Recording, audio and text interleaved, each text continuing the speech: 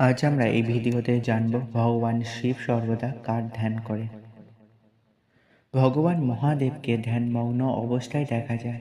জানেন স্বয়ং সৃষ্টিকর্তা ভোলানাথ কার উপাসনা করেন? আপনারা নিশ্চয়ই ভগবান শিবকে প্রায়ই ধ্যানমগ্ন অবস্থায় বসে থাকতে দেখেছেন।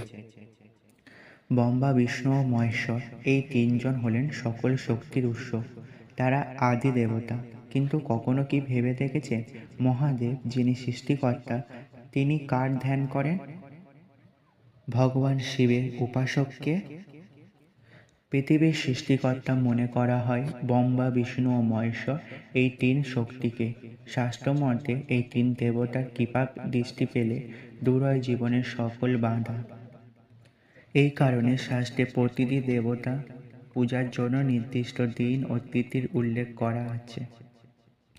কথিত আছে যে এই জগতের সূচনা